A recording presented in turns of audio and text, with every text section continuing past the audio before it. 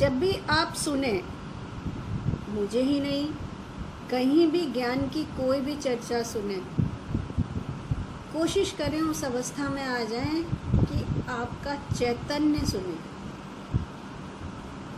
चैतन्य यानी सोल समझ लीजिए।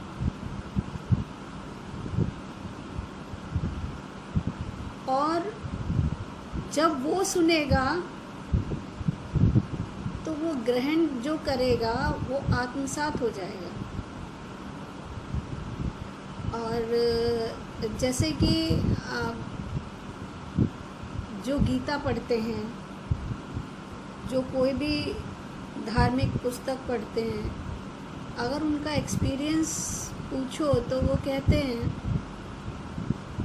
कि जब भी मैं गीता या किसी भी धार्मिक पुस्तक या ज्ञान की पुस्तक को पढ़ता हूँ, हर बार मैं एक नए आयाम को छूता हूँ।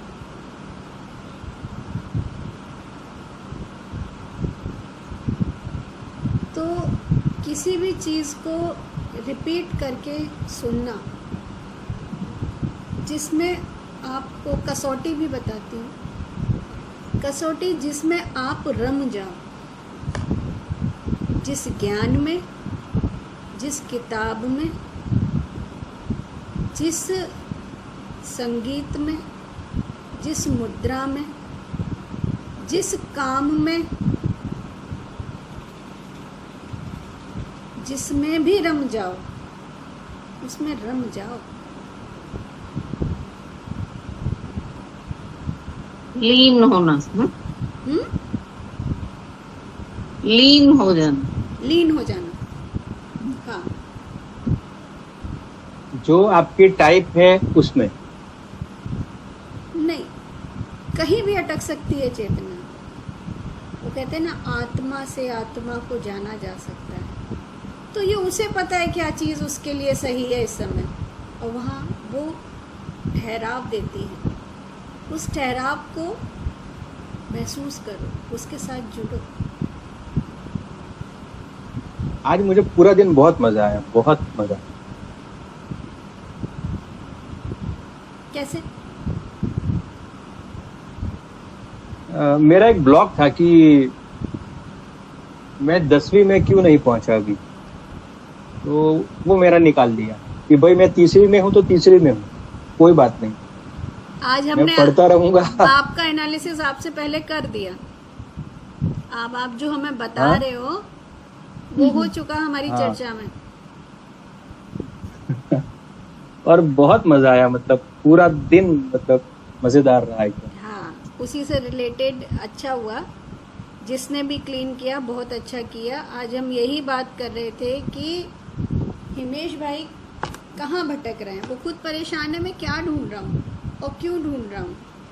वो कुछ उलझे उलझे से लग रहे हैं। ये मैं अभी मेरी बात हो रही थी, इसीलिए मेरा कॉल कल आपके पास गया था। मैंने अब लौट आओ, बहुत दिन घूम लिए।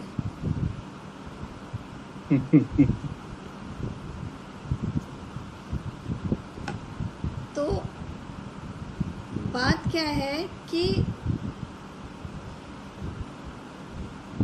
सबसे बड़ी बात, जो कस्तूरी कुंडल बसे और हिरन उसे ढूंढता फिर रहा है। समस्या ये है कि जब हिरन ढूंढता है, वो जहाँ जाता है उसकी खुशबू आती है। शहर में जाता है तो अब वो कस्तूरी को ढूंढते ढूंढते शहर को समझने में लग जाता है, फिर भी उसे पूरा शहर समझ में नहीं आता। फिर वो कंफ्यूज हो जाता है थोड़ा टाइम के लिए, मैं कस्तूरी ढूंढ रहा था या शहर को समझ रहा हूँ। फिर उसे कुछ और लोग मिल जाते हैं, फिर उस टोली के साथ वो उसे ढूंढना शुरू करता है। थोड़ी देर तो कस्तूरी की सर्च रहती है, फिर वो उस टोली के गुण दोष को समझने लग जाता है। फिर वो कंफ्यूज हो जाता है कि मुझे करना क्या है। जैसे उसे होश आता है, फिर थोड़ा लौट करके वो गांव में आ जाता है।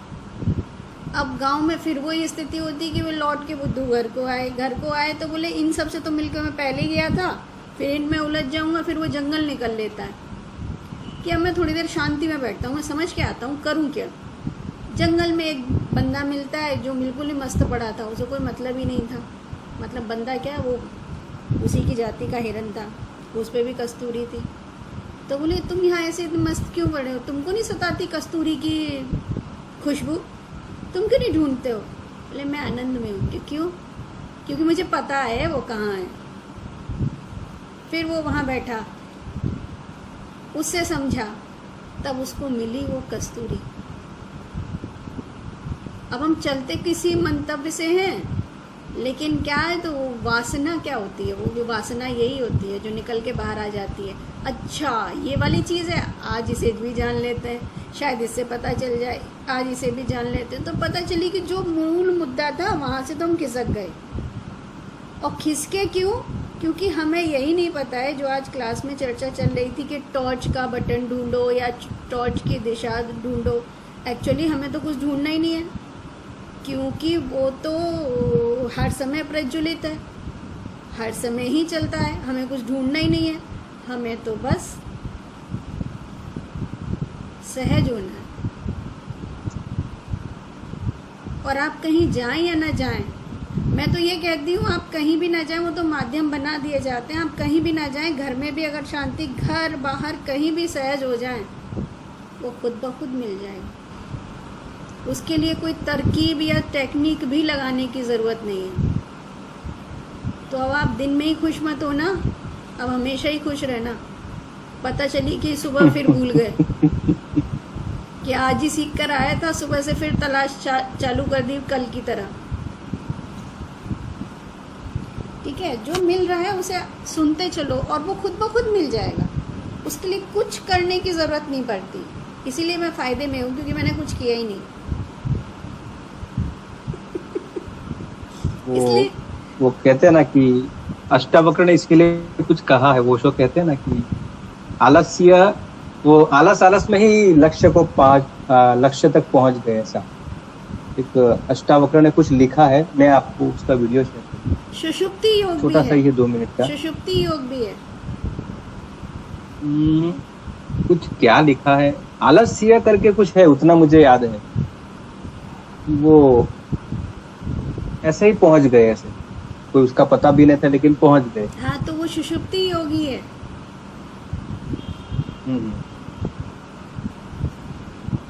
जिसे निद्रा योग भी कहते हैं, सुषुप्ति योग भी कहते हैं। तो वो क्या हुआ, आलस्य में पड़े हैं, सारी शरीर की मन की क्रियाएं भी वो भी थम गई। तो ये सारा प्रोसेस किसका है? उसी का तो है। तो रास्ते कोई हो सकते हैं, ऐसा नहीं है। ये मैंने पहले भी बोला था कि कई रास्ते हो सकते हैं। अब उस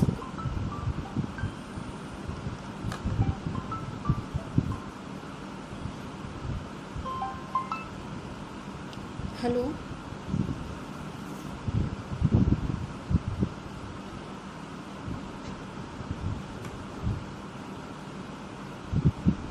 फिर उसकी जो मुख्य स्थिति होती है, उसके हिसाब से उसको मूलतः 3 कैटेगरी में डिवाइड कर दिया जाता है कि ये भक्ति है, ये ज्ञान है, ये वो है। लेकिन रास्ता कहीं से भी उग सकता है, ऐसा थोड़ी रास्ता बंद हो जाएगा। आज हम बात कर रहे हैं द्वैत। देखो वो कोनेटिव में भी जो कहते थे कि कोनेटिव वो ट्रेवलिंग वाला होता है, मतलब जो तीर्थ यात्रा पे जाता है, वहां पे भी तो 4 निकल गया।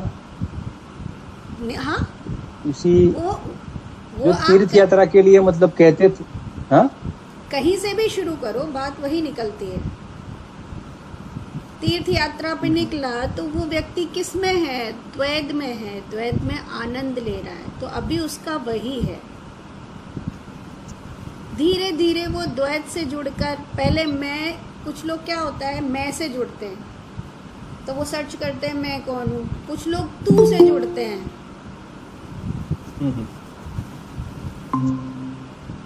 जैसे गुरु नानक देव जी कुछ तोल रहे थे, तो 13वीं चीज 13 13 कहते हुए वो निकल लिए, उनका हो गया 13। उन्होंने सब कुछ समर्पण कर दिया, दे दिया, हो गया 13, हो गया सब कुछ। और कुछ लोग सर्च करते हैं मैं कौन हूँ, उनने 13 में विलीन कर दिया। वो कहते ना, जब मैं था तब हरि नहीं, तब हरि है मैं नहीं। दोनों में से एक रास्ता पकड़ लो तो वो अद्वैत हो गया। 2 ही चीजें तो हैं, मैं और संसार। तो कोई मेरे से जाता है, कोई तेरे से जाता है। आज भी मैं अपने गांव में बताती हूँ, अब मुझे पता चला कि वो जब तोलते थे, हमारे जो रास होती थी ना, तुलती है रास, मतलब जो गेहूं होता था ना, तो उसको जब तोला जाता था तो उसको क्या करते थे कि एक बार तोला, 1 2 3 4 ऐसे काउंट करते थे। जैसे 1 है राम 1, 2 है राम 2, 3 है राम 3, ऐसे काउंट करते थे। और जब वो 13वां नंबर आता था तो 13 बोलना बंद कर दिया था। क्यों? क्योंकि वो भी गुरु नानक देव की तरह कोई भाग ना जाए। मुझे तो ये समझ में आया कि वो चल दे भाई 13 13 13 और लुटा दे सारा। तो वहाँ पर बोलते हैं बहुत है राम बहुत है, जब 13 नंबर की काउंटिंग आती है। मैं छोटी थी तो हंसती थी कि ये क्या है, बहुत है राम बहुत है, मैंने तो अब बंद करो तोड़ना। लेकिन वो 13 नंबर आते ही बोलते थे बहुत है राम बहुत है, मतलब काफ़ी है काफ़ी है। क्योंकि वो 13 13 13 से आगे बढ़े ही नहीं, 13 ही 13 है। उन्होंने पूरा अपना सामान दे दिया, 13 13 13, और उस 13 में ही वो समा गए।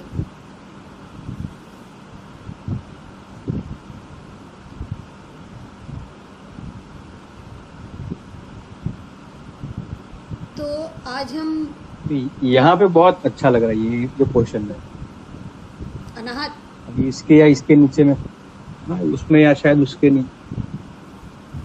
हाँ, तो वो आज थोड़ा क्लीन हुआ है ना, इमोशन डिस्टरबेंस हो रहे थे आपके। और सुबह हाँ? आपने ओरा भी देखने की कोशिश की थी, मिला? नहीं, आज तो मैं बैठा ही नहीं, आप मानेंगे आज पहले दिन कि मैं बैठा ही नहीं। तभी और खुश हो? यीशु को हाँ? टाइप्ड हो गए थे तभी खुश हो? बैठा ही नहीं, इसके लिए पता नहीं, बहुत खुश था मैं। और पूरा दिन मतलब ना मैं वो कहते ना बिना डिस्प्ले का फोन से पूरा दिन निकालना, क्लास भी अटेंड की, सोचिए आप, सब कुछ अपने स्टेपिंग स्टोन एक के बाद एक स्टेप सब होते गए। पूरा दिन कंपनी का भी काम निपटता गया। मैंने सोचा जिसको मुझे काम होगा मुझे फोन करेगा, मुझे जिसका काम है उसका भी कनेक्शन हो जाएगा, और शाम तक पूरा स्टेप बाय स्टेप ऐसा ही होता है। ये चीज कोई प्रॉब्लम नहीं ना, ये सारी चीज खुद ब खुद हुई ना, जो आप और एक्चुअली सब खुद ब खुद ही होनी है। देखो, किसी से द्वैत अद्वैत समझाऊं, समझो आपके अंदर डिस्टरबेंस थी ना, डिस्टरबेंस थी। वो डिस्टरबेंस का आज नहीं, पहले मतलब वो द्वैत वाला बहुत था ना, कि वो सही गलत वाला बहुत था, ये सही ये गलत ये सही, सब मैंने छोड़ दिया। भाड़ में जाए दुनिया, मुझे जो सही लगेगा वो मैं करूंगा। मुझे हाँ, कुछ नहीं सोचना है तो, किसे क्या लगे, मुझे जब जो लगे वो मैं करूंगा। तो वो जो आप कंफ्यूज थे या जो भी डिस्टरबेंस अंदर था वो बाहर आया। हाँ, वो घुटन थी एक्चुअली, वो घुटन थी, वो रिफ्लेक्ट हुई, बाहर आई। तो वो हम ये कह सकते हैं बाहर आया, क्योंकि हम बॉडी में, हम अपने आप को शरीर मानते हैं। एक्चुअली जो अंदर है वो बाहर है ही है। तो जब वो बाहर आया, क्योंकि आप अपने आप को शरीर मानते हो, तो और एक शरीर के माध्यम से ही आपको को रिलीज कराया गया।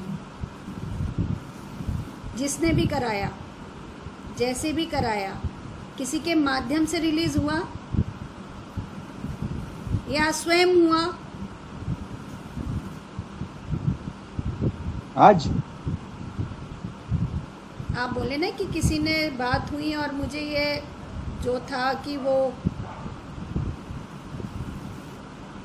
कैसे रिलीज हुआ, ब्लॉक रिलीज हुआ ना। ब्लॉक तो मैंने किसी से बात नहीं की आज, खुद ब खुद हुआ। हाँ, लेकिन मैंने खुद ब खुद निकाला कि भाई मुझे जो सही लगेगा मैं करूंगा। हाँ। अगर बियर पीनी है तो बियर भी पी लूंगा, लेकिन ऐसा वो नहीं कि यार मैं तो आध्यात्मिक हूँ, मैं ऐसे ये क्यों करूं, मैं वो क्यों करूं, ऐसा कुछ नहीं चाहिए। वो जो स्पिरिचुअलिटी का जो प्रेशर होना चाहिए वो भी नहीं चाहिए। हाँ। ऐसा एकदम फ्रीली रहना है मुझे। तो जो और कंफ्यूजन जब मेरा लेवल आएगा तब मैं, हाँ, हाँ, तो इसी से समझो, जो कंफ्यूजन था किसके अंदर था? मेरे अंदर। ब्लॉक रिलीज किसने किया? मैंने किया। दोनों चीजें कहाँ हम्म। घटी? मेरे अंदर। जब दो चीजें घटती हैं वो द्वैत है, और जो अकेली होती है, जो अकेली किसके अंदर घटी? दो चीजें घटी किसके अंदर? आपके अंदर। एक दूसरे के अंदर। आपके अंदर अपना ही उतना ही मानो, जितना जानते हो उतना मानो, ज्यादा मत उसको वो पढ़ाई लिखाई में मत जाओ। आपके अंदर ठीक है। परेशानी घटी, हाँ। और आपने ही ब्लॉक रिलीज किया, तो वो दो घटनाएं जिसके अंदर घटी वो एक था। जब दो घटनाएं घटती हैं, दो चीजें होती हैं, तो वो द्वैत है, और जिसके अंदर वो होती हैं, जिसमें वो हो रही हैं, वो अद्वैत है। अभी क्लियर हुआ? नहीं, फिर से कहो ना। मैंने बोला था ना ट्यूबलाइट, मुझे देर लगेगी। नहीं, अभी ट्यूबलाइट नहीं हो। जो अपने खुद ब्लॉक रिलीज कर रहा है वो ट्यूबलाइट कभी नहीं हो सकता है। अभी एलईडी है। हैं? अभी एक नहीं, बार अभी में एलईडी। अब अभी मैंने चोक और स्टार्टर बदली किया है। अभी इसके बाद का स्टेप एलईडी का आएगा। अभी देखो, वो जो पहले वाली घटना थी किसके अंदर घटी? मेरे अंदर। और दूसरी ब्लॉक रिलीज करने की घटना किसके अंदर घटी? मेरे अंदर। घटनाएं कितनी थी? दो घटनाएं थी। हम्म। जो पहली घटना घटी, वो घटना का इफेक्ट आपकी मानसिक स्थिति पर था, है ना? हाँ, और वो सही बात मानसिक है। स्थिति किसमें थी? आप में थी। बराबर। और उसी आपने उस ब्लॉक को रिलीज किया, तब भी आप थे जब रिलीज किया, और जब मानसिक स्थिति डिस्टर्ब थी तब भी आप थे। जो आप थे बराबर। जिसमें ये दोनों घटनाएं घटी, वो अद्वैत है, वही परम है। और ये दोनों घटनाएं जो घटी, जो घटनाएं बदल बदल के घटती हैं या कई सारी होती हैं, वो अद्वैत है। बस ऐसे समझ लो, कहीं से भी समझो। अभी क्लियर हुआ? Yes. लेकिन जब वो चल रहा था, जब डिस्टरबेंस चल रहा था, तो किसी को पता चल रहा था मैं परेशान हूँ, वो देख रहा वो भी मुझे था। पता था। वो आप जो थे वही अद्वैत है। फिर उसने जब परेशानी को देखा और उसी में से जब सॉल्यूशन निकला, तभी भी वो देख रहा था। उसके बाद आप रिलीज हुए और खुश हुए, तभी भी वो देख रहा है। तब आपने बताया मैं खुश हूँ। किसने बताया? उसी ने बताया।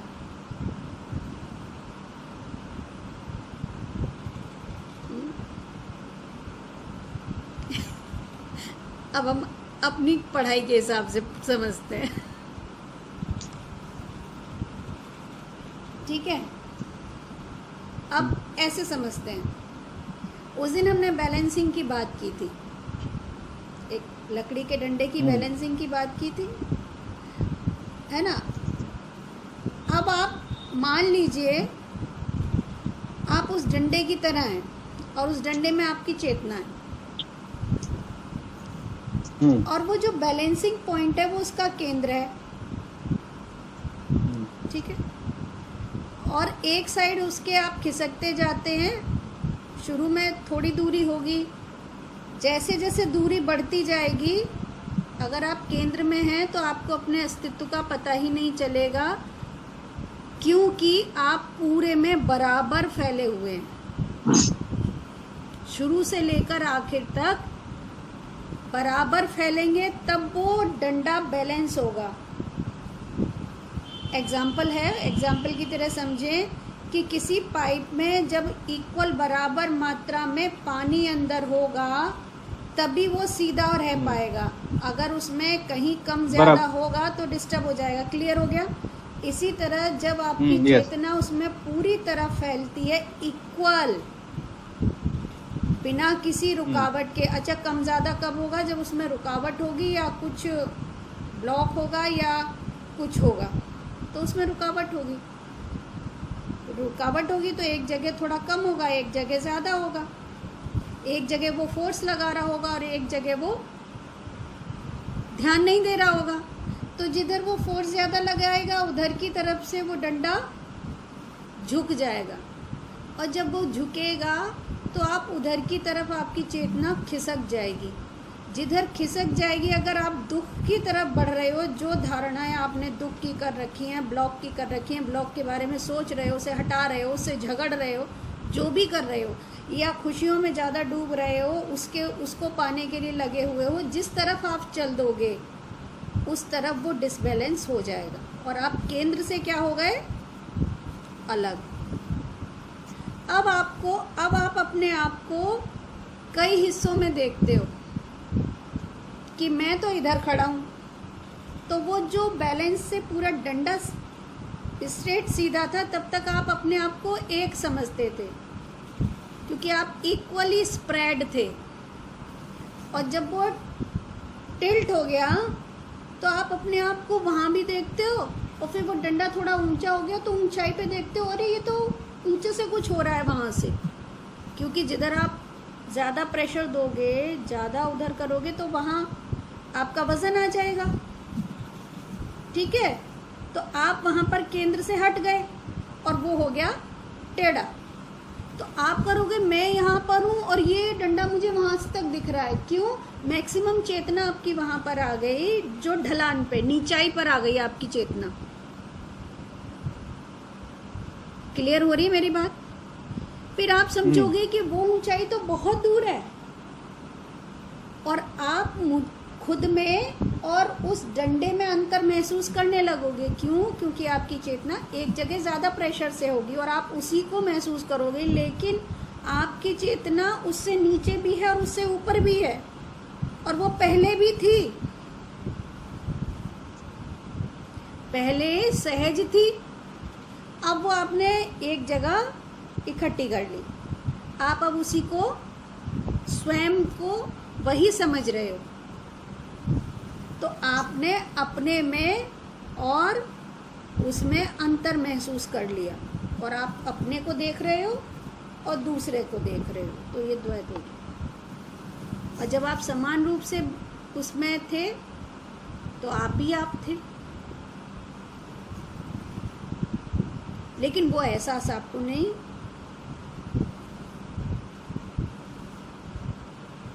कुछ क्लियर हुई बात? केंद्र में रहेंगे तब अद्वैत केंद्र रहेंगे। में रहेंगे, समान रूप से रहेंगे, तो वो वही है। अब जैसे कि हमने एक डंडे की बात की है ना, अगर हम इसे डंडे की बजाय पूरा घुमा दें कि एक ऐसी जगह है जिसका अंत नहीं है, कैसा भी, जैसे कि जब हम ध्यान में बैठते हैं तो क्या दिखता है? कहीं और छोर दिखता है कि जो हमें दिख रहा होता है, जो भी दिख रहा होता है उसे नाम न दें, जो भी दिख रहा होता है तो क्या उसकी शुरुआत और अंत दिख रही होती है?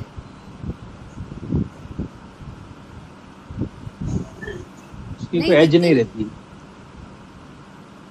शुरुआत और अंत दिखता है कहीं से कि कहाँ से, या तो कुछ अंधेरा सा या लाइट सी। एन एग्जाम्पल, कोई भी चीज़ देखती हो, कुछ भी चीज़ दिखती है आंख बंद करने पर, तो क्या उसका प्रारंभ और अंत दिख रहा होता है?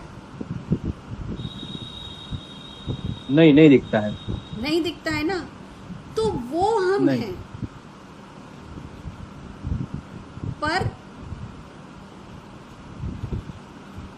पर उसको समझने के लिए हम उस चीज़ को महसूस नहीं कर पाते। उसको महसूस करने के लिए हमें मुक्त होना पड़ता है। उस दिन बात हो रही थी ना, अमूर्त से मूर्त और फिर मूर्त से अमूर्त, यही चक्र चलता रहता है। एक एग्जाम्पल लेते हैं कि कोई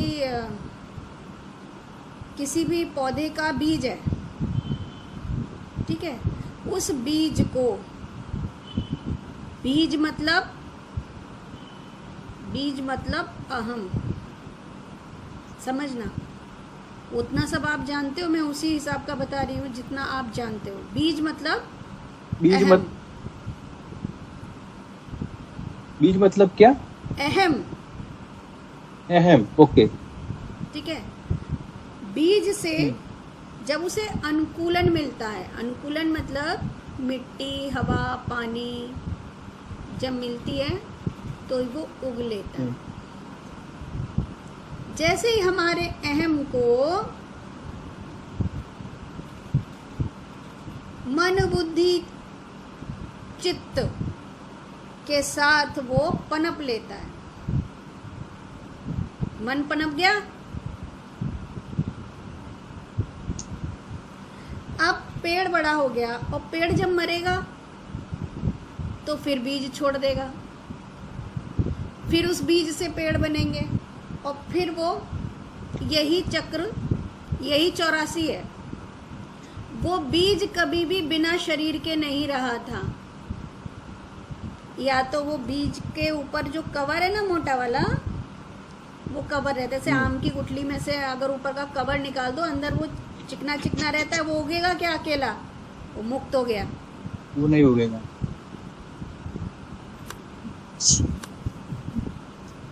तो बीज कहाँ से आया लगी? बीज एनालॉजी नहीं, बीज एनालॉजी तो है ही, लेकिन जो अहम आता है तब वो बीज आता है।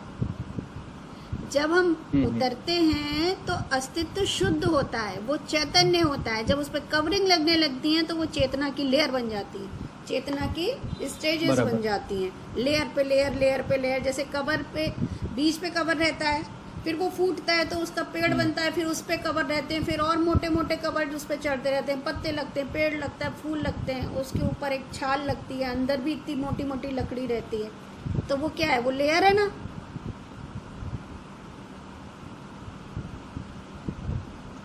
जब अस्तित्व पर कवर लगता है अहम का, तब बीज बनता है।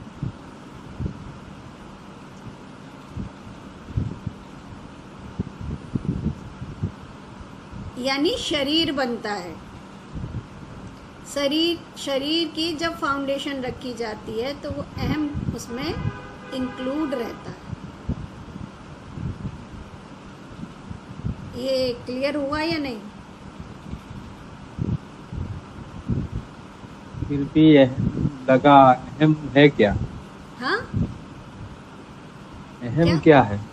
अहम यानी अपने अलग व्यक्तित्व की पहचान कर लेना, उससे तादाद में बिठा लेना कि मैं ये हूँ, और ये झूठा तादाद में है।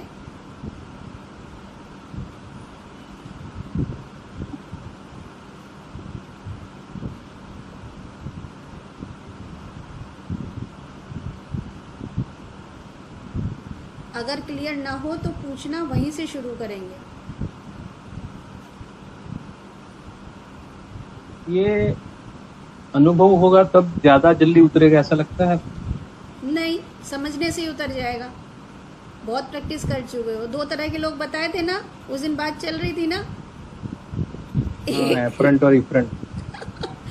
तो जो पहले, लेकिन मेरे पास उसका भी एक वो था कि अगर मान लो किसी को शराब का पता चलने, मतलब कोई सोचेगा कि मैं पहले पी के देखूं, मतलब किडनी खराब करूं, या पहले से कोई समझा दे कि भाई पीने से लीवर खराब हो जाएगा। ये भी तो एक रास्ता है।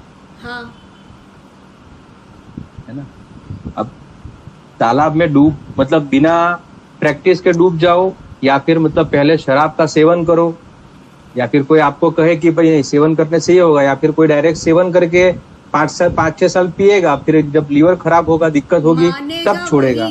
सुनकर या देखकर वही मानेगा जो उससे पहले प्रैक्टिस कर चुका है। जिसकी प्रैक्टिस बाकी है वो पहले प्रैक्टिस ही करेगा। हाँ, क्या पूछ रहे थे आप हिमेश भाई? मैं ऐसा कह रहा था कि फिर एक हुआ करके अनुभव कर लिया, वो पहला आता है, और दूसरा होता है कि जिसने करके अनुभव कर लिया होगा वो फिर एक बार कहने से समझ जाएगा या 2 बार वो कहने से समझ जाएगा कुल मिला के। तो फिर वो ये 2 टाइप नहीं हुआ, 2 स्टेजेस हुआ कि फर्स्ट स्टेज में वो करके ही गिरेगा, ठीक, दूसरे केस में वो कहने से वो समझ जाएगा। अब तो वो अपने 2 आप को कभी डिमोटिवेट मत करना, क्योंकि चेतना के सारे स्तर बराबर होते हैं। और इस तरह ये जो चेतना के स्तर को काउंट करना भी छोड़ो, बस उसका यूज किस समय करना है, जिस समय हमें लगा कि सामने वाला हमारी बात सुन रहा है या नहीं सुन रहा है, या बात मान रहा है नहीं मान रहा, हमें उसे स्वीकार कर लेना है, क्योंकि हम चेतना के स्तर जानते हैं। आपको जो क्लियर हो रहा है वो बहुत अच्छी समझ है, बिल्कुल सही समझ है। अब मैं उसका यूज बता रही हूँ। ये बात क्लियर हुई मेरी? हाँ, मैं समझ गया कि जब हमें सहज होना है, जहाँ हमें मुश्किल आ रही है कि हम सामान्य नहीं रह पा रहे हैं लोगों के बीच में, या हमें लग रहा है कि हम जो बता रहे हैं वो सही है या गलत है, तो उस समय हमें ये सहज होने के लिए कि इस तरह, जिस तरह हम पहले कुछ नहीं जानते थे, फिर हमने कुछ सीखा और इस तरह हमारी समझ बढ़ी, यानी हमारी चेतना के स्तर बने। तो जिस समय हमें वो गुस्सा आता है या जिस समय हम प्रतिक्रिया करते हैं, प्रतिक्रिया करना यानी कर्ता बनना, तो हमें अकर्ता भाव में उतरने के लिए और प्रतिक्रिया से रोकने के लिए वहाँ हमें ये चेतना के स्तर की बात को समझा कर के अपने आप को क्या करना है, शांत रखना है। वहाँ पर इसका यूटिलाइज है।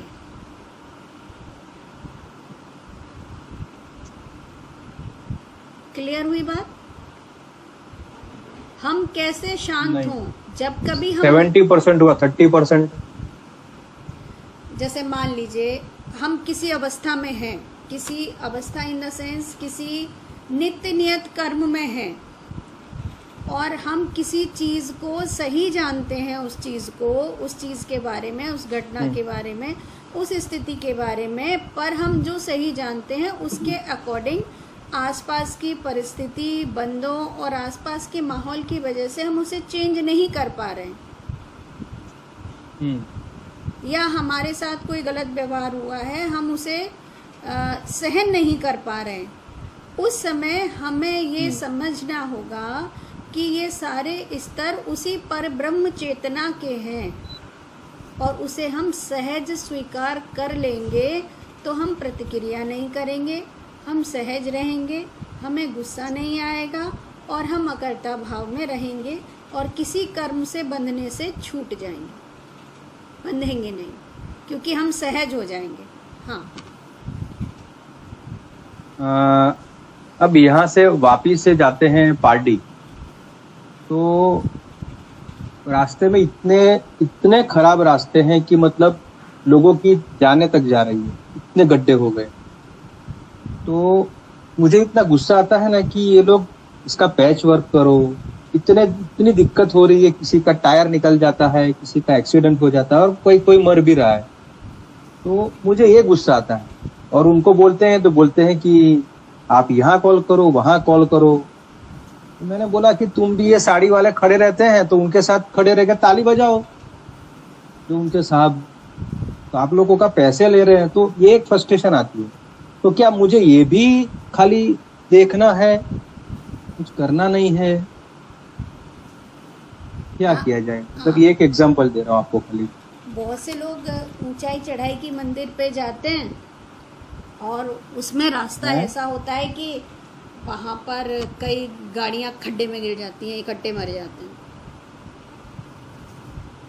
और जब मैं शरीर ही नहीं हूँ तो मुझे इन सब चीज़ों से लेना देना क्या? नहीं, ये अलग बात हो गई।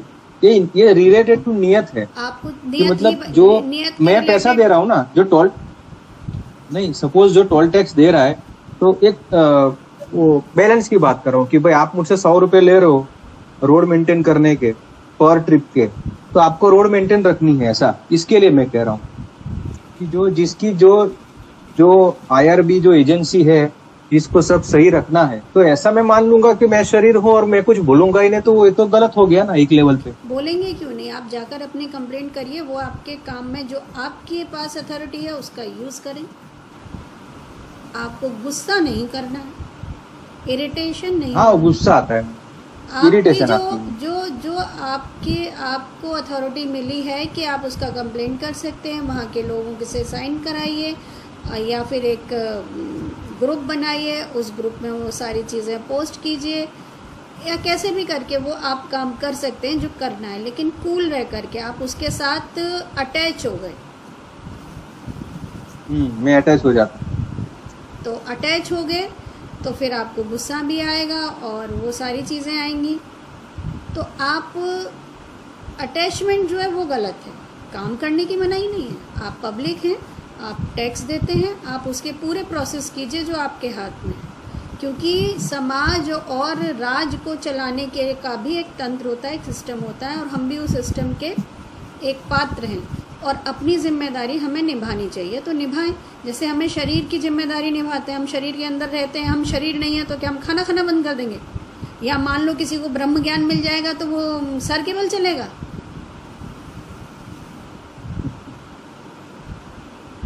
ऐसा कुछ होगा? कुछ नहीं होगा। ये शरीर में ही रहेगा और शरीर की सारी उसको कंप्लीट करनी पड़ेगी, उसको ठंड भी लगेगी। ऐसा थोड़ा है कि पता चली कि पहाड़ों में वो ऐਵੇਂ ही घूम रहा है, क्या प्रकृति का उस पर इफेक्ट ही नहीं होगा? ऐसा कुछ भी नहीं होगा। तो जो शरीर के तंत्र के जो नियम है वो हमें फॉलो करने पड़ेंगे। आप फॉलो नहीं करोगे तो वो डिस्टर्ब होगा। राजतंत्र के जो रूल हैं और जितने आपको अधिकार हैं उनको फॉलो नहीं करोगे तो वो डिस्टर्ब होगा। आप अगर शरीर से अटैच होकर के बैठ जाओ कि मेरा शरीर खराब हो रहा है और अब मुझे इसके लिए ही ध्यान देना है, पूरी तरह डिवोटी रह जाओ, और इतनी मेहनत करने के बाद भी ये सही नहीं हो रहा और गुस्सा करने लगो, इससे बढ़िया मैं मर ही जाता हूँ, तब तो काम तो सारे करने होंगे। करो, जो कर सकते हो वो करो, और जब गड्ढे के झटके लगे तो थोड़ा कूद लो, उसमें भी तो मज़ा आता है। झूला झूलने के पैसे नहीं देते, या बिना पैसों के झूला झूलोगे? अरे क्या, अभी आप आओगे तो पता चलेगा। ये गड्ढे मतलब मेरी लाइफ में इतना बेकार रास्ता है अभी तक नहीं देखा मैंने। रास्ता ही नहीं है। नहीं, बिल्कुल आप सही कह रहे हो। जब बहुत परेशानी हुई होगी तभी वो गुस्सा आता है, लेकिन गुस्से का कुछ कर नहीं सकते ना। आप दूसरे को बोलो और अपने आप को बोलो, उससे भी कोई फ़ायदा नहीं है। आप एक प्रोसेस करो, या तो ऑन पेपर करो, या अभी तो नेट का प्रोसेस बहुत अच्छा है, आप पैसे भी भेज सकते हो, सारे फ़ोटोज़ भेज सकते हो, उसको मीडिया के थ्रू वर्क कर सकते हो, या पर्टिकुलर डिपार्टमेंट में मैसेज कर सकते हो ताकि वहाँ से वर्क हो। पर्टिकुलर जिसके पास ये रिस्पॉन्सिबिलिटी है उसको मैसेज कर सकते हैं, हम मिलकर कर सकते हैं तो ज़्यादा इफ़ेक्टिव होती है। तो वो आप करें, आप उसके अधिकारी भी हैं और आप, ये आपका कर्तव्य भी है।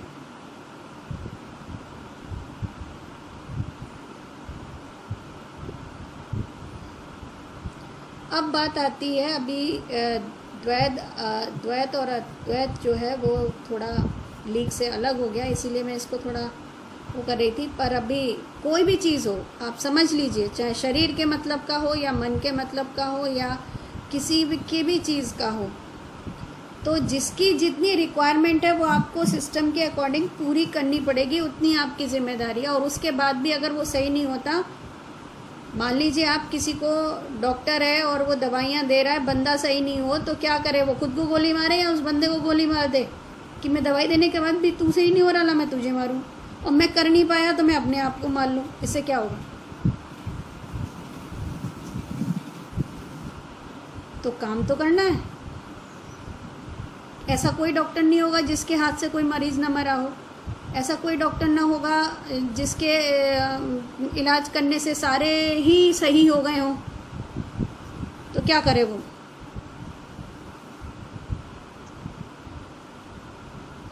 आज तक कोई ऐसा खाना नहीं बना कि जिसमें तीखा, मीठा, कड़वा, खट्टा ना हो।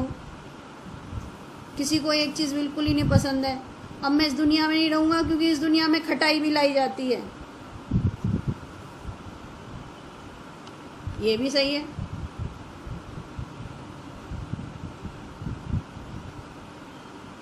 अरे ये जिंदगी है, जी भर के जियो।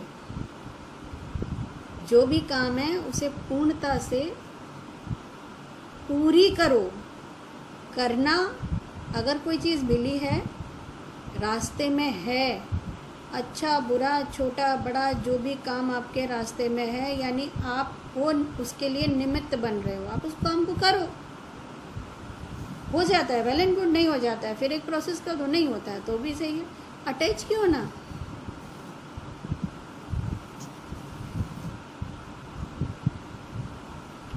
वो एनर्जी जो वेस्ट चली गई गुस्सा करने में, वो मैसेज करने में जाती तो अब तक तो कुछ ना कुछ होता, कुछ ना होता तो एक तसल्ली होती, मैंने कुछ किया।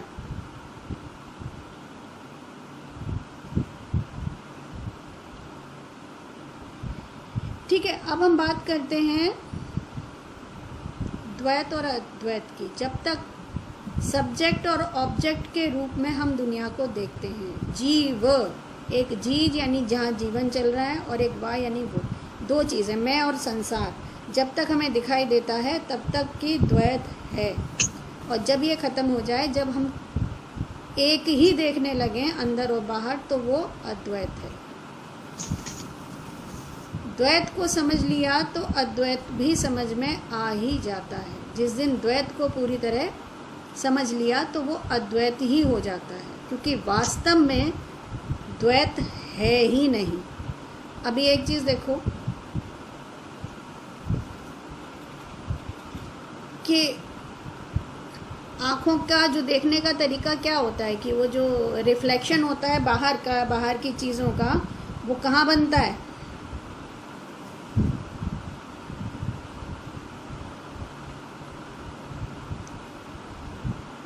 दिमाग। मैं आध्यात्म की बात नहीं कर रही हूँ। आँखों में जो रिफ्लेक्शन है हमारी रेटिना पे बनता है।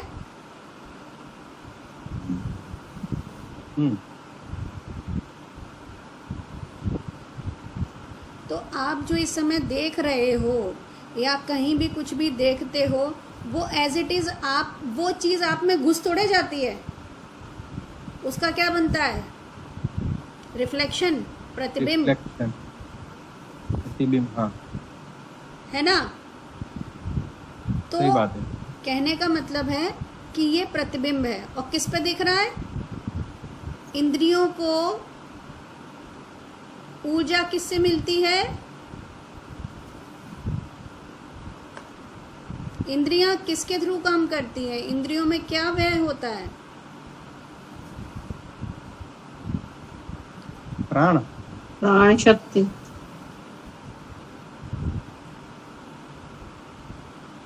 चेतना ही होती है।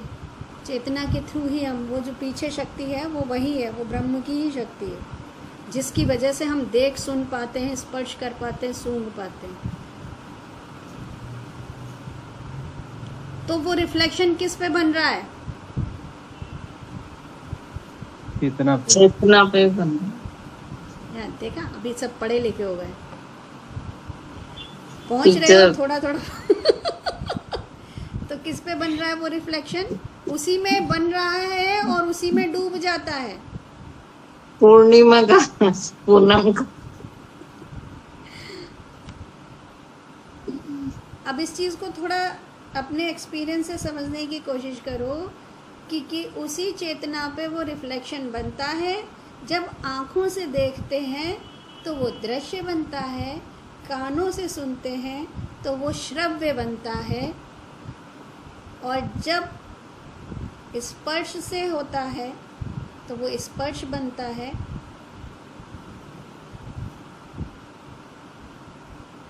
टेस्ट करते हैं, चेतना स्मेल एक ही करते है। हाँ, स्मेल करते हैं तो टेस्ट करते हैं, तो चेतना एक ही होती है, लेकिन इंद्रियों के इंस्ट्रूमेंट के अलग अलग काम करने से उसका जो प्रतिबिंब है वो वैसा ही अलग अलग रूप में दिखता है।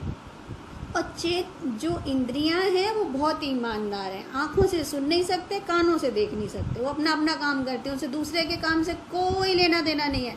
कोई हस्तक्षेप नहीं करता, कान को कोई मतलब नहीं आँख को दिखाई दे या ना दे, और वो कभी कोशिश भी नहीं करेगा कि मैं देखना शुरू कर दूं। अब ध्यान से सुनो, आजकल तो सब कान में ईयरफोन लगा के सो जाते हैं, ईयर प्लग लगा रहता है जिसमें से आवाज़ें आती रहती हैं, गाने चलते रहते हैं, कुछ सुनते रहते हैं और सो जाते हैं। ऐसा हुआ है? ऐसा किया करता था। अभी करके देखना। तो वो जो ध्यान देना, वो शब्द जो हम सुन रहे हैं बाहर से, जब तक वो चलता है तो वो चलने पे भी हमें सुनाई, वहीं से उगता है वहीं खत्म हो जाता है। जैसे मैं समझा नहीं।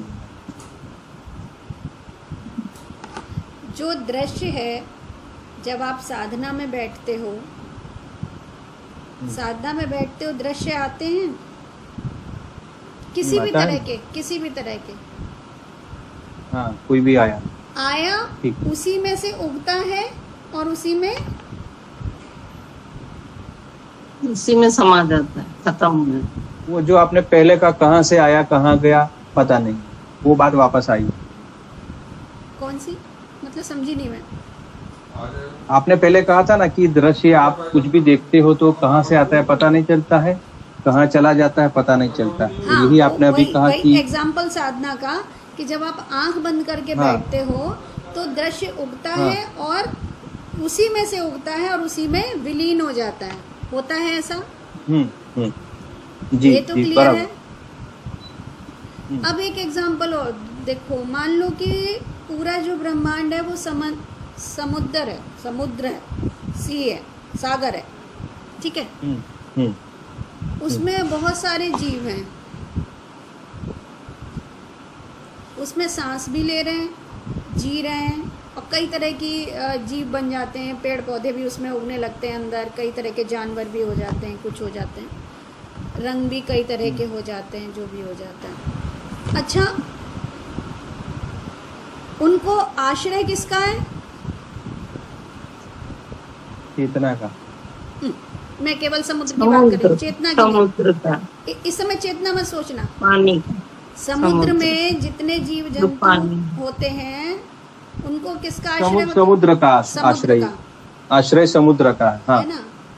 और जो उसमें लहर उठती हैं, बबल उठते हैं, वो किस वजह से उठ रहे हैं?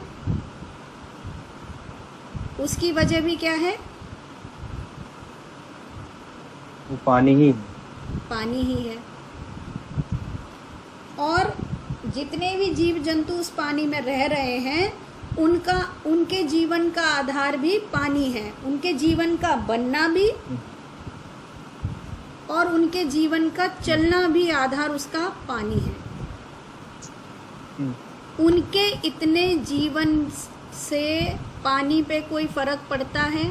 कितने भी जीव बन जाएं या खत्म हो जाएं, पानी पर कोई फर्क पड़ेगा नहीं। लहर पूरे दिन में एक उठे या पूरे दिन लहर चलती रहे तो क्या सागर क्या करेगा? आज तो मैं बिल्कुल सूख ही जाऊंगा क्योंकि सुबह शाम तक एक ही लहर बनी है मुझ में।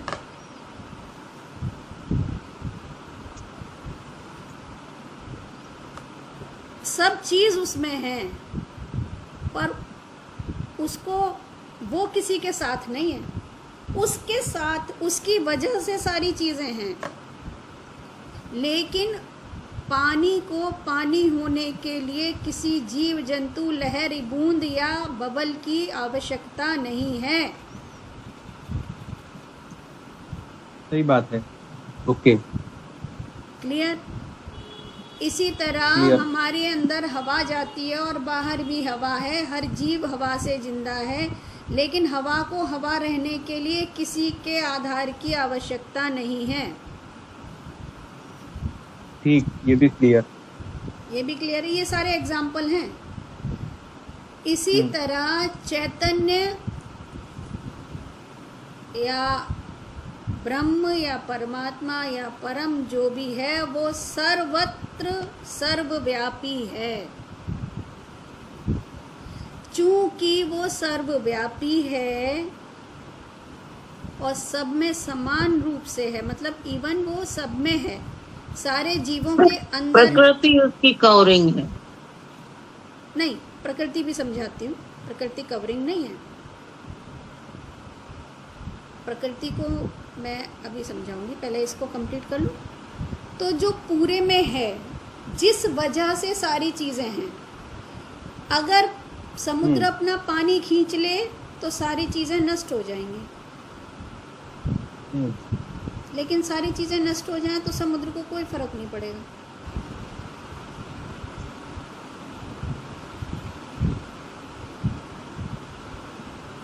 और वो पूरे दिन अपने अंदर खेलती हुई सारी चीज़ों को देखता रहता है और फिर भी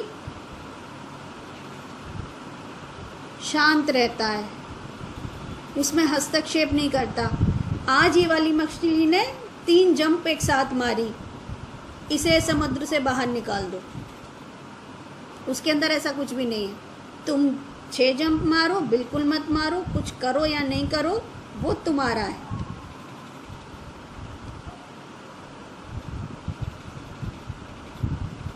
लेकिन वो सब चीज़ों में व्याप्त है और वो देख रहा है, इसीलिए दृष्टा कहा जाता है। यहाँ तक क्लियर हुई बात। अब बात आती है प्रकृति क्या है।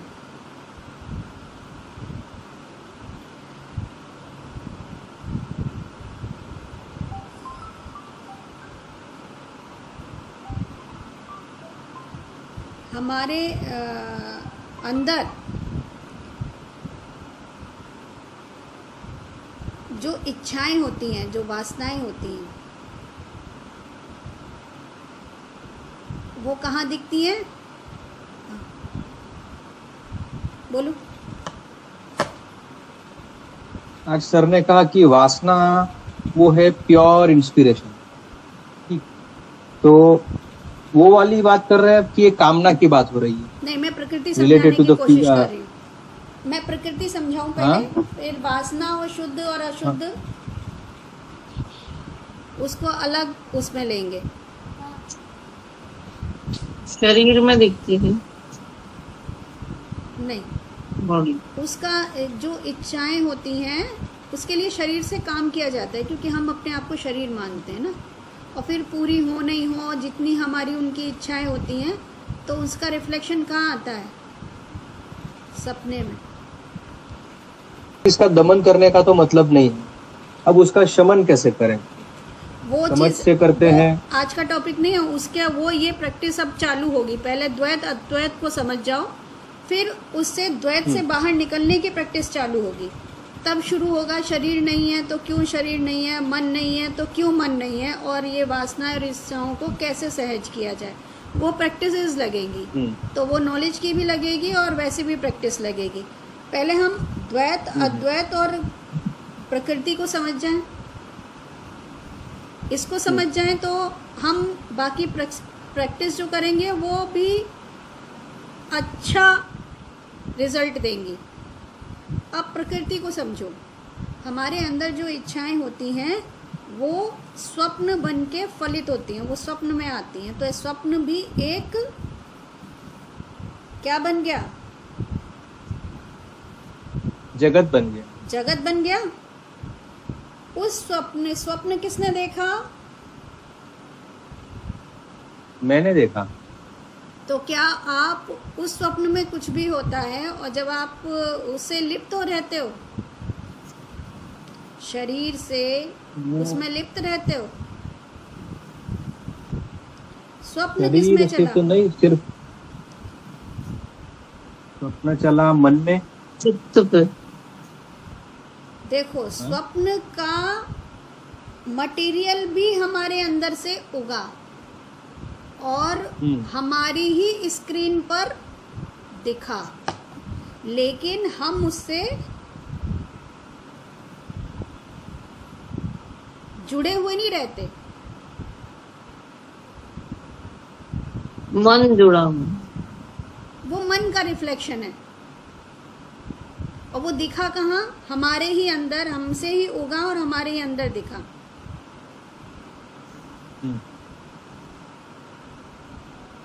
और वो खूब चला और हम जाग गए और हमने कहा ये तो सपन है, वो भी एक पूरा जगत है।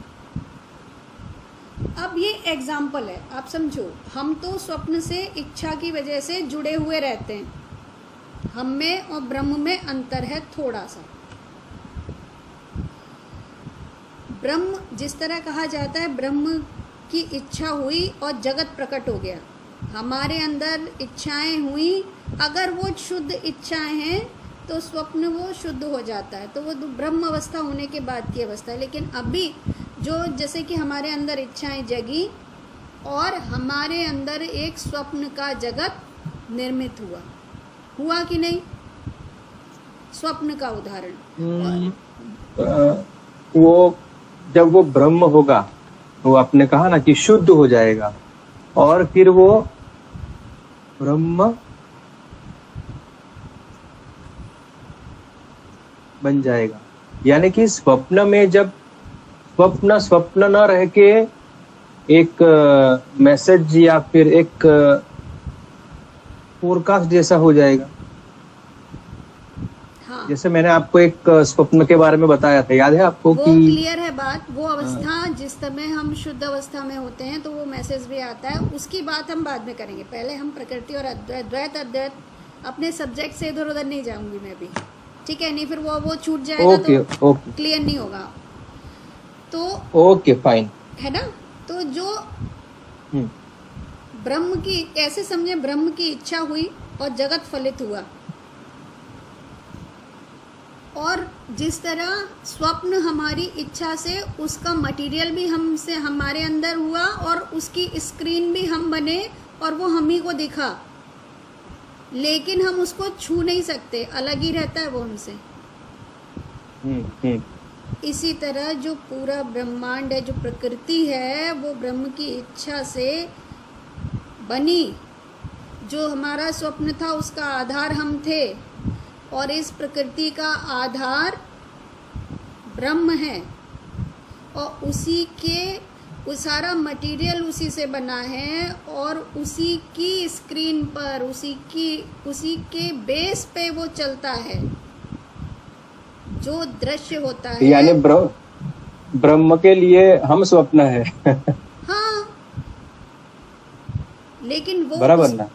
ऐसे ही मानो, समझने के लिए हम यही एग्जाम्पल बेहतर ले सकते हैं। बाकी अगर हम समझते हैं तो उसमें फिर हमें समझ में थोड़ा मुश्किल आता है, क्योंकि ये एक बेटर रहता है जो हमारे जीवन से समझा हुआ है ऑलरेडी, जिसे हम रोज जीते हैं।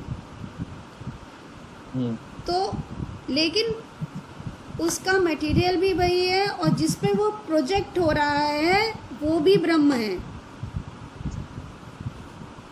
जैसे जब हम स्वप्न देखते हैं तो वो जो मटेरियल होता है वो हमारे अंदर से ही आता है, और उसका प्रोजेक्शन जो होता है वो हमारे ही अंदर हो रहा होता है। इसी तरह टोटली हर जगह ब्रह्म है, और वो ब्रह्म की इच्छा ही प्रकृति है।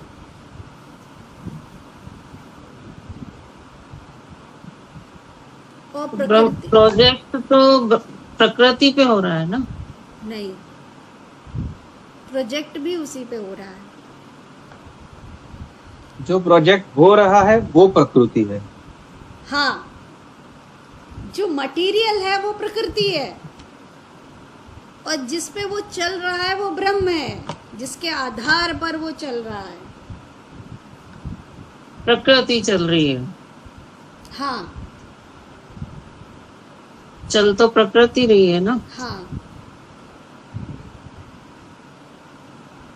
प्रकाशित वो हो रहा है। हाँ, क्लियर हुआ? इसलिए जब हम समझते हैं कि मैं और समाज अलग, यानी मैंने अपने आप को, जो बीज की बात करते हैं वो बीज यही है कि जब मैं अपने आप को अलग समझता हूँ।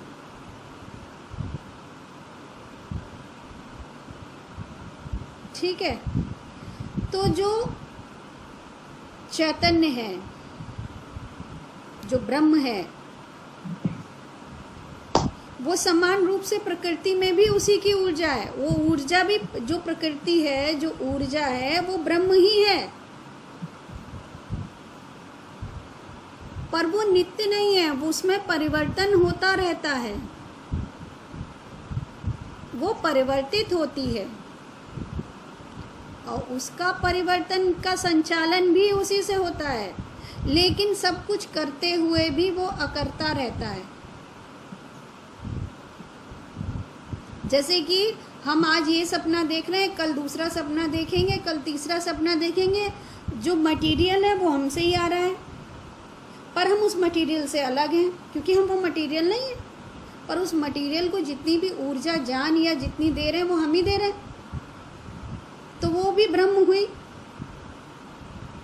जब कहते हैं कि जब व्यक्ति सब में आत्मा को ही देखने लगता है, सब में चैतन्य को ही देखने लगता है, वो समझ जाता है कि ये प्रकृति और पुरुष ये ब्रह्म ही है।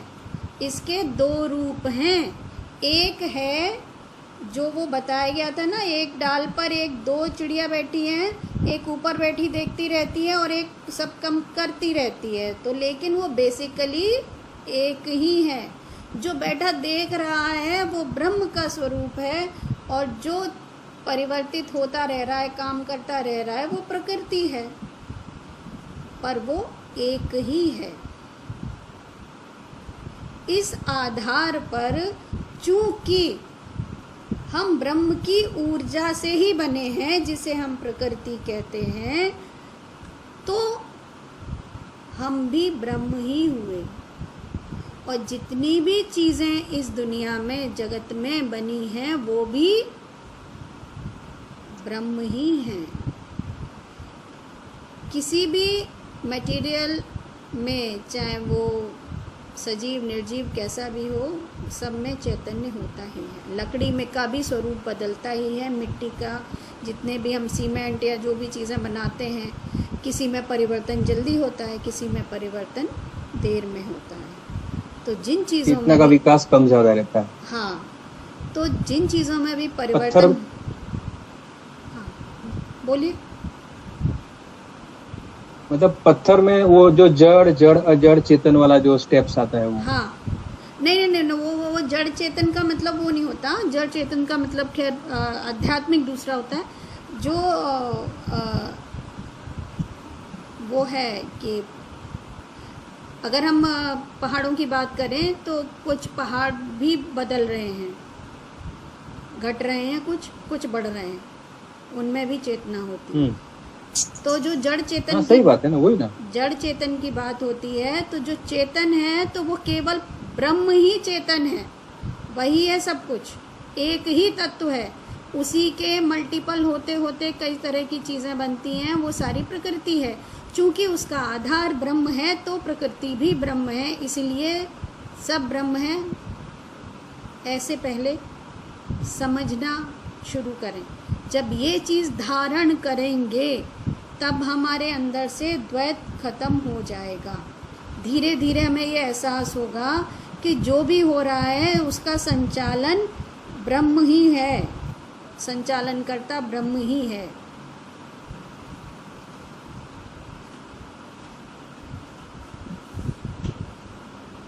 हाँ, किसी चीज का भी दमन करने का तो कोई, किसी भी पुरुष प्रकृति की कहानी पर जब हम किसी चीज़ों को खंडों में देखते हैं तो वो अलग अलग दिखाई देती हैं, बेसिकली एक ही है। जब आप समाधि में बैठते हैं तो जो आपको दिखाई देता है, चाहे वो उसे आप कुछ भी नाम दें या न दें, उसका प्रारंभ और अंत नहीं होता। और दुनिया में अनंत चीज़ एक ही हो सकती है, दो अनंत नहीं हो सकते हैं। एक बात समझे, अनंत का मतलब जिसका आदि न अंत, जिसका आदि अंत नहीं है, वो चीज़ एक ही होगी और उसी में सारी चीज़ें होंगी। जो सीमित है वो उसी का खंड है। उसको समझने के लिए उसको एक खंड किए गए हैं कि आप ऐसे समझो, जैसे कि हमारी चेतना की अवस्थाएं हम अलग अलग स्टेज से समझते हैं ना, कि ये वाला कॉग्निटिव है, ये वाला ऐसे है, ये वाला है तो एक ही चीज़ है, तो एक ही चीज़ ना। बात तो हम चेतना की ही कर रहे हैं, हम उसकी अवस्थाएं, स्टेजेस की बात कर रहे हैं। तो जो अनंत है वो एक ही है, उसमें हमने समझने के लिए दो हिस्से किए। समझने के लिए ज़रूरी है समझना कि पुरुष और प्रकृति क्या है, और अनंत जब एक है तो सारी चीज़ें उसी एक से बनती हैं। तो ये चीज़ समझें, और जो चीज़ नहीं समझ में आए उसे आप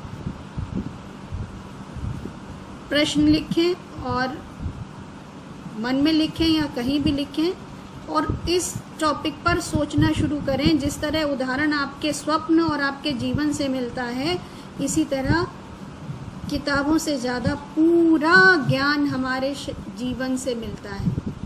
तो अपने जीवन को पढ़ें, और जो हमें दिख रहा है इस समय का जगत, स्वप्न तो हम मिथ्या मान लेते हैं क्योंकि जगने पर वो खत्म हो जाता है।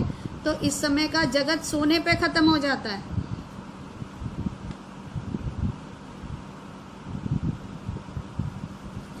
तो जो चीज़ हमें दिख रही है अभी आंखों के सामने, वो मूल रूप से है ही नहीं, क्योंकि उसका रिफ्लेक्शन है। पदार्थ में जब कई तरह की क्रियाएं होती हैं तो वो अलग अलग रूप में भासता है। जब वो अलग अलग रूप में भासता है तो उसकी अलग अलग फॉर्म होती हैं। तो चूंकि हम में चेतना और जीवों से ज़्यादा है, तो हम उन मटेरियलों के शेप भी बदल सकते हैं और कुछ भी कर सकते हैं, क्योंकि फिर वो जब वो हमें दिखते हैं तो उसका रिफ्लेक्शन हमारे अंदर आता है, वो चीज़ हमारे अंदर नहीं आती। ठीक ठीक। फिर क्लियर हुआ? कोई और सवाल? अभी मुझे लगा इससे आगे आप कुछ कहेंगे और। अच्छा मैंने समझा आप कुछ पूछने वाले हैं। नहीं, मुझे लगा कि और भी कुछ आएगा ऐसा। तो सत्य न स्वप्न है, न जागृति है, न सुषुप्ति है। तीनों अवस्था में जो चीज रहती है, ये अवस्थाएं बदल गई। जिस तरह हम चेतना को पढ़ते हैं ना, ये इस फैकल्टी का, वो उस फैकल्टी का, वो उस फैकल्टी का, तो हमने क्या किया, चेतना के डिवीज़न कर दिए उसकी क्वालिटी के अकॉर्डिंग, या उसकी जो उस समय का वो है। जैसे कि हमने वो पढ़ते हैं ना मेंडलीव की वो केमिस्ट्री की जो टेबल रहती है, तो उसमें एक दूसरे से संक्रिया करते करते करते करते कितने केमिकल बन जाते हैं। तो ऐसे ही एक तत्व से संक्रिया होते होते होते होते होते ये सारा पसारा है। जैसे कि हमारे पास मान लो मिट्टी है, मिट्टी में हमने पानी मिलाया, गीली हो गई, थोड़ी सी घास डाल दी, फिर कुछ और फॉर्म हो गया, फिर कुछ और डाल दिया, फिर कुछ और फॉर्म हो गया, फिर थोड़ा सा कुछ कम कर दिया, फिर और फॉर्म हो गया। तो ये सारा पसारा जो है ये उसी का फॉर्म है। और जिन चीज़ों में चेतना परिवर्तित होती रहती है, जो जहाँ परिवर्तन होता रहता है वो प्रकृति है, और वो उसकी इच्छा पे डिपेंड करता है। जिस तरह हम सपने में हम अपनी कोई इच्छा करें और वो स्वप्न में दिखे, या हम अपनी लाइफ का कोई गोल बनाएं और उसको हासिल करने की कोशिश करें, तो वो भी तो एक स्वप्न ही देखते हैं ना। पहले जीवन में पहले एक सपना देखते हैं, हम ये बनना चाहते हैं, ये करना चाहते हैं, उसके अकॉर्डिंग उसका परफॉर्मेंस करते हैं। आज हमारे खाने का मेन्यू ये है, तो हम उसका सामान जुटाएंगे और उसका प्रिपरेशन करेंगे, तब उसे फॉर्म देंगे। तो ये भी तो एक हमने पहले क्या किया, एक इच्छा बनाई, उसका स्वप्न देखा कि ये चीज़ ऐसे ऐसे ऐसे इन चीज़ों से परफॉर्म होगी। वो किसके अंदर आया, किसके अंदर होगा, हमारे अंदर, और वो फॉर्म भी हमारे थ्रू द्वारा हुई। तो ये सारी चीज़ें कुछ हैं ही नहीं अलग, इसीलिए ना वो एक ही है, सारा उसी का पसारा है। इस पे गहन चिंतन करें, जो सवाल हों अपने जीवन से सीखें। जीवन से सीखेंगे तो जीवंत हो जाएंगे। और बाहर सीखने को कुछ है भी नहीं। आज जो मैंने बोला था, दिया जले अगम का, बिन बाती बिन तेल। प्रकृति में जो हम घरों में दिया जलाते हैं उसमें बाती लगती है, तेल लगते हैं, लेकिन जो ब्रह्म का प्रकाश है उसमें ना तेल लगता है ना बाती लगती है, और वो हमेशा बिना हिले डुले है ही।